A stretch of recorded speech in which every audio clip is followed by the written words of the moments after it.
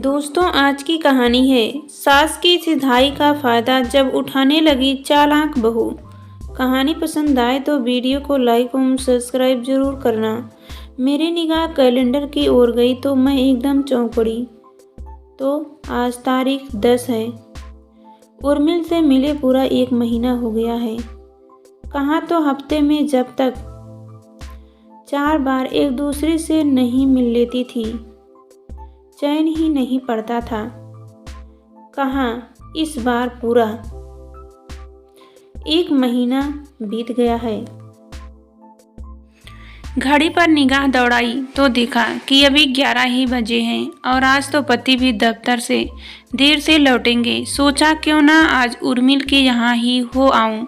अगर वह तैयार हो तो बाजार जाकर कुछ खरीदारी भी कर ली जाए। बाजार उर्मिल के घर से पास ही है। बस यह सोचकर मैं घर में ताला लगाकर चल पड़ी। उर्मिल के यहाँ पहुंचकर घंटी बजाई तो दरवाज़ा उसी ने खोला। मुझे देखते ही वह मेरे गले से लिपट गई और शिकायत भरे लहजे में बोली, तुझे इतने दिनों बाद मेरी सुध आई? मैंने हंसते हुए कहा, मैं तो आखिर चली भी आई, पर तू तो जैसे मुझे भूल ही गई। तुम तो मेरी मजबूरियां जानती ही हो। अच्छा भाई, इस किस्से को छोड़, अब क्या बाहर ही खड़ा रहेगी? खड़ा तो रहती, पर खैर अब आ गई है तो आ बैठ। अच्छा, क्या पिएगी, चाय या कॉफ़ी? उसने कमरे में पहुंचकर कहा, कुछ भी पिला दे। तेरे हाथ की तो दोनों ही चीज़ें मुझे पसंद हैं। बहू रानी, कौन आया है? तभी अंदर से आवाज़ आई, उर्मिल। कौन है अंदर? अम्मा जी आई हुई हैं क्या? फिर मैं उनके पास ही चलकर बैठती हूँ। तू अपनी चाय या कॉफ़ी वहीं ले आना। अंदर पहुँचकर मैंने अम्मा जी को प्रणाम किया और पूछा, तबीयत कैसी है अब आपकी? बस तबीयत तो ऐसी ही चलती रहती है, चक्कर आते हैं, भूख नहीं लगती। डॉक्टर क्या कहते हैं? डॉक्टर क्या कहेंगे, कहते हैं आप दवाएं बहुत खाती हैं, आपको कोई बीमारी नहीं है। तुम ही देखो, अब रमा दवाओं के बल पर तो चल ही रही हूँ, नहीं तो पलंग से ही लग जाती। यह कहकर वह सेब काटने लगी। सेब काटते हुए आपका हाथ काँप रहा है, लाइए मैं काट दूँ। नहीं, मैं ही काट लूँगी, रोज ही काटती हूँ। क्यों, क्या उर्मिल काट कर नहीं देती? तभी उर्मिल ट्रे में चाय व कुछ नमकीन लेकर आ गई और बोली, यह उर्मिल का नाम क्यों लिया जा रहा है? उर्मिल, यह क्या बात है? अम्मा जी का हाथ काँप रहा है और तुम उन्हें एक सेब भी काट कर नहीं दे सकती? रमा, तू चाय पी चुपचाप। अम्मा जी ने एक सेब काट लिया तो क्या हो गया? हाँ हाँ बहू, मैं ही काट लूँगी, तुझे कुछ कहने की ज़रूरत नहीं है। तनाव के कारण अम्मा जी की सांस फूल गई थी। मैं उर्मिल को दूसरे कमरे में ले गई और बोली, उर्मिल तुझे क्या हो गया है? छोड़ भी इस किस्से को, जल्दी चाय खत्म कर, फिर बाजार चलें। उर्मिल हंसती हुई बोली। मैं ठगी से उसे देखती रह गई। क्या यह वही उर्मिल है जो वह 2 वर्ष पूर्व रात दिन सास का ख्याल रखती थी, उनका एक एक काम करती थी, एक एक चीज़ उनको पलंग पर हाथ में थमाती थी? अगर कभी अम्मा जी कहती भी, अरे बहू थोड़ा काम मुझे भी करने दिया कर, तो हंसकर कहती, नहीं अम्मा जी, मैं किस लिए हूँ, आपके तो बस आराम करने के दिन हैं। तभी उर्मिल ने मुझे झिझोड़ दिया, अरे कहाँ खो गई तू?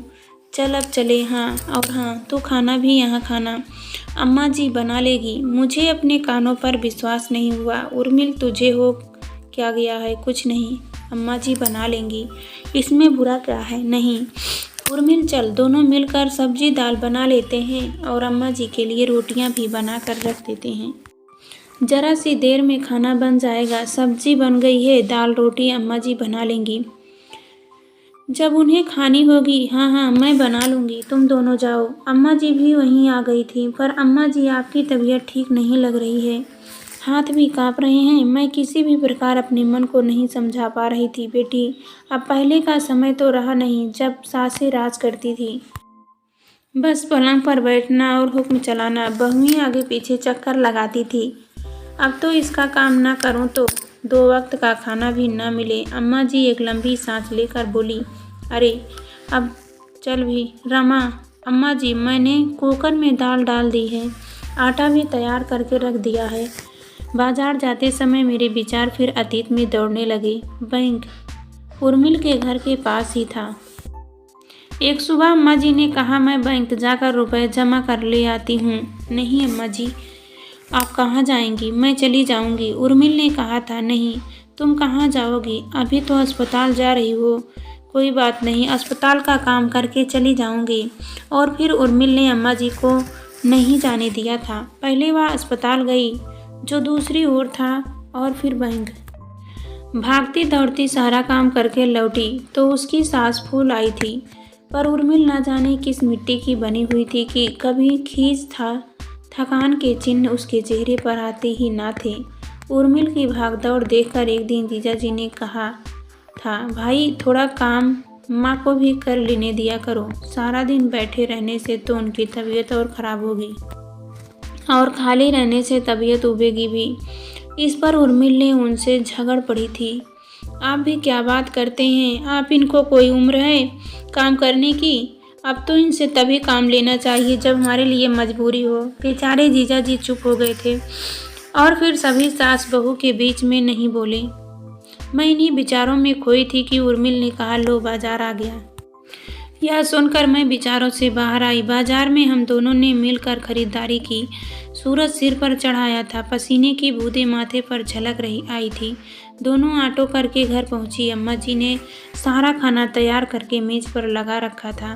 2 थालियां भी लगा रखी थी। मेरा दिल भर आया। अम्मा जी बोली, तुम लोग हाथ धोकर खाना खा लो, बहुत देर हो गई थी।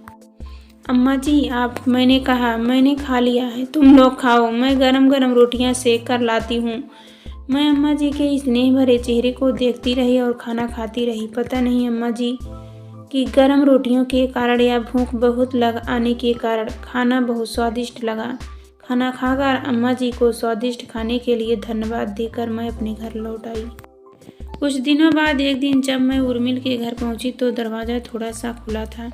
मैं धीरे से अंदर घुसी और उर्मिल को आवाज़ लगाने ही वाली थी कि उसकी व अम्मा जी की मिली जुली आवाज़ सुनकर चौंक पड़ी।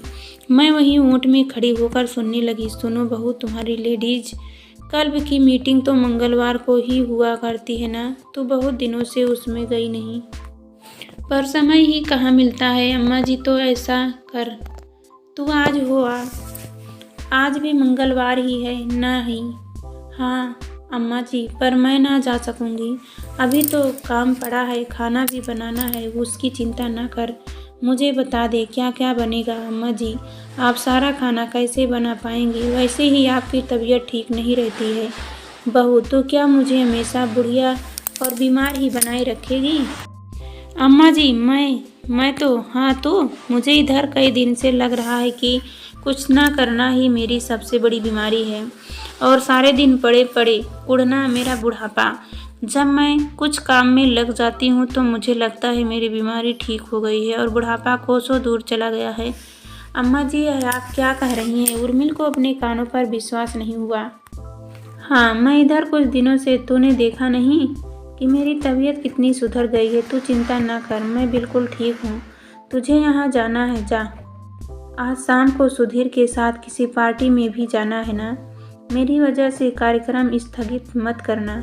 यहाँ का सब काम मैं देख लूँगी। ओह अम्मा जी, उर्मिल अम्मा जी से लिपट गई और रो पड़ी। यह क्या पगली, रोती क्यों है? अम्मा जी ने उसे थपथपाते हुए कहा। अम्मा जी, मेरे कान सबसे यह सुनते को तरस रहे थे कि आप बूढ़ी नहीं हैं और काम कर सकती हैं। मैंने इस बीच आपसे जो कठोर व्यवहार किया उसके लिए क्षमा चाहती हूँ। ऐसी कोई बात नहीं है, चल जा, जल्दी उठ, कल की मीटिंग का समय हो रहा है। अम्मा जी अब तो नहीं जाएगी? आज बाजार हो जाती हूँ। बच्चों की किताबें और सुधीर के लिए शर्ट लेनी है तो बाजार ही हुआ। रमा को भी फ़ोन कर देती तो दोनों मिलकर चली जाती। अम्मा जी प्रणाम, आपने याद किया और रमा हाजिर है। अरे तू कब से यहाँ खड़ी थी? अभी बस 2 मिनट पहले आई थी तो छिप कर हमारी बातें सुन रही थी, चोर कहीं की। क्या करती? तुम सास बहू की तबीयत ही इतनी दिलचस्प थी कि अपने को रोकना ज़रूरी लगा। तुम दोनों बैठो, मैं चाय बना कर लाती हूँ। अम्मा जी रसोई की ओर बढ़ गई। मैं अपने को रोक ना पाई। उर्मिल से पूछ ही बैठी, यह सब क्या हो रहा था? मेरी समझ में तो कुछ नहीं आया। यह माफ़ी कैसी मांगी जा रही थी। रमा, याद है उस दिन तुम मुझसे बार बार मेरे बदले हुए व्यवहार का कारण पूछ रही थी। बात यह है रमा, अम्मा जी के सिर पर 2 भूत सवार थे। उन्हें उतारने के लिए मुझे नाटक करना पड़ा। 2 भूत नाटक, यह सब क्या है? मेरी समझ में कुछ नहीं आ रहा। पहेलियाँ ना बुझा, साफ साफ बता तो रही हूँ। तो उतावली क्यों है? अम्मा जी के सिर पर चढ़ा पहला भूत था उनका। यह समझ लेना कि बहू आ गई है।